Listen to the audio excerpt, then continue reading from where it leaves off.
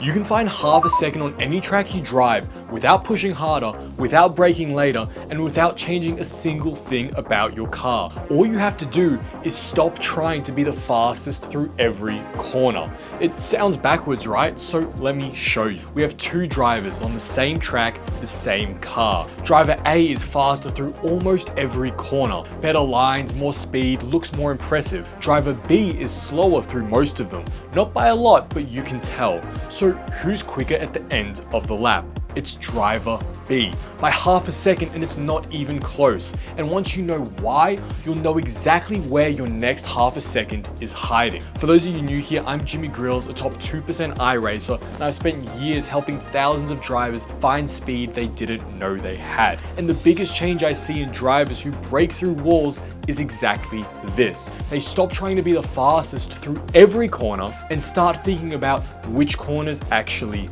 matter. You know that feeling where you push really hard through a section, you feel fast, everything feels right, but the lap time just doesn't show it. And then you watch someone else's on board and they look almost lazy through the same section, but their time is just somehow faster. It's frustrating, right? Here's why it happens. Not all corners are worth the same. Some corners are worth 10 times more than others, and the drivers who get that race in a totally different way to the ones who don't. So today I'm breaking this down into 3 ideas that build on top of each other.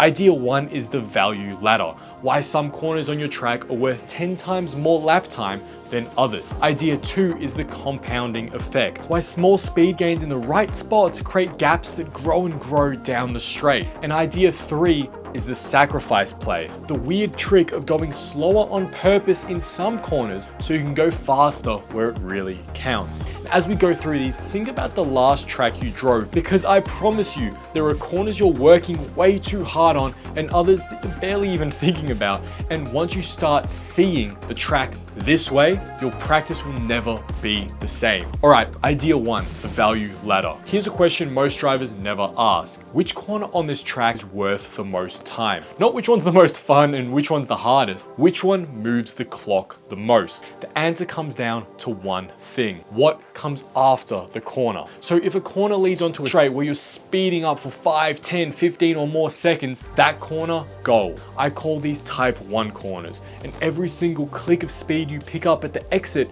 stays with you for the whole length of the straight. And that speed gap doesn't just hang around, it gets bigger and bigger and it compounds. And we'll get into exactly why this happens and how much in idea 2. Now, if a corner sits at the end of a straight and leads into another corner, that's a type 2 corner. It still matters, but your exit speed can't really go anywhere because the next corner shows up before you can use it. The value here is in how fast you enter, not how fast you come out of the corner. And then there are corners that sit between 2 other corners. No straight before, no straight after, and these are type 3 corner, the connectors, and on their own, they're worth the least. You can nail a line through a type 3 corner and pick up almost nothing. We're talking 30 milliseconds. The same work on a type 1 corner that's worth upwards of 2 or 3 10 times as much from the exact same effort. Think about that for a second. The same practice time, the same effort, but 10 times the results just by picking the right corner to work on. And this is huge if you don't have unlimited practice time, which is most of us, to be honest. You're working a 9 to 5, you get maybe an hour before you need to do something else.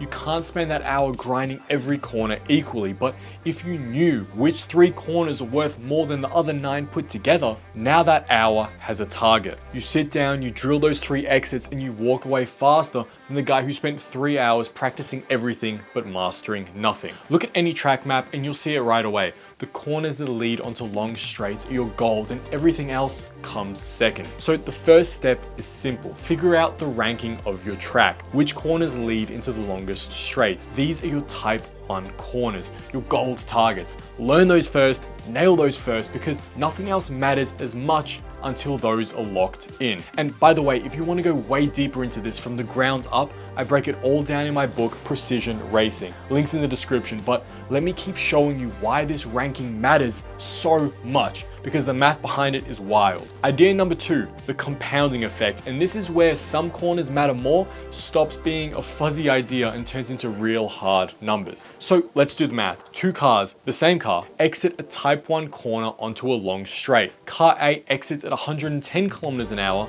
and car B exits at 115, just 5 kilometers faster.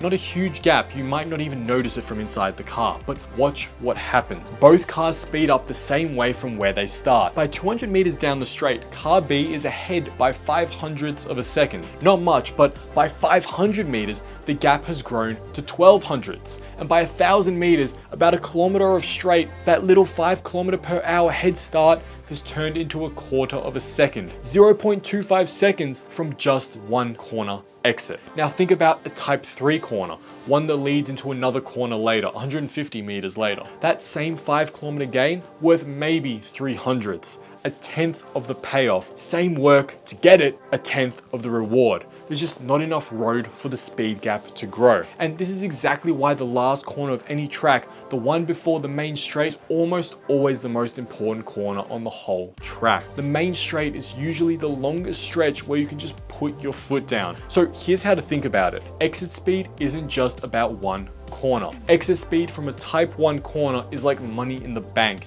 It keeps paying you back for the whole length of the straight, and the longer the straight, the bigger the payoff. When you really get this, you stop caring about going fast through low value connector corners and start treating your type 1 exits like the real goals that they are. All right, so you now get the value ladder. Not all corners are equal, and you get the compounding effect. Small gains in the right spots turn into big time. But here's where it really gets interesting, and honestly where most drivers hit a wall, because knowing the value isn't enough. To actually use this, you have to be willing to do something that feels totally wrong. Idea 3, the sacrifice play. And this is the one that sets drivers apart from anyone else on the grid. Here's the setup. You've got a string of corners, 2 or 3 turns linked together, and the last corner in that string leads onto a straight. That last corner is your type 1, top value. But the corners before it, they're all type 3, low value on their own. And here's the big thing. How you drive the early corners shapes how fast you can take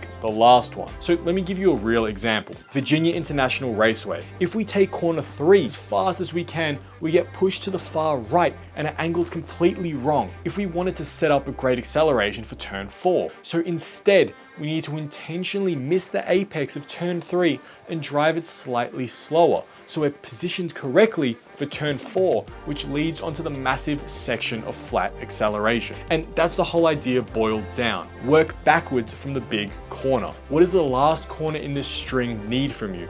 What spot, what speed, and what line? Then drive every corner before it to serve that answer, and let the gold corner tell you how to drive the bronze one. Most drivers fight this in their head because it feels so wrong to leave road unused. It feels wrong to drive a corner below what you can do when you know that you could carry more speed, but the clock doesn't care how good you looked through turn 2. It cares about the total lap time, and thinking about the whole picture. Giving up low value corners for high value ones beats trying to nail every single corner every single time. So let's tie all 3 ideas together, because they're not really 3 different things. They're one way of thinking 3 layers. The value ladder tells you which corners matter most, the one that leads onto straights. The compounding effects tell you why they matter, because exit speed grows over distance. And the sacrifice play tells you what to do about it. Work backwards from the big corner and drive everything else to set it up. Remember those 2 drivers from the start? Driver A looked faster through almost every corner and was still half a second slower at the end of the lap. Now you know exactly why. Driver A was trying to be fast through every single corner, fast everywhere, looking great through every turn. Driver B is playing the long game, giving up low value corners to crush the 3 or 4 that actually move clock. Same track, same car, totally different game plan. And the game plan was faster. Here's where it all clicks. When you put these 3 layers together, you stop seeing the track as 12 separate corners and start seeing it as one connected system. You stop trying to be fast through every corner and start asking a much better question. Where does my speed matter most? Now, if you want to go deeper on this, I mean really learn everything car control from the ground up, I cover all of this and way more in my book, Precision Racing. Different lines, car physics, exit speed, and honestly, it's the stuff I wish someone had shown me when I was spending all my practice time on corners that barely moved the clock. So the link's in the description if you want to check it out. But while optimizing corners are important, if you don't understand camber and banking, you'll find it really difficult to drive fast. So check out this video here.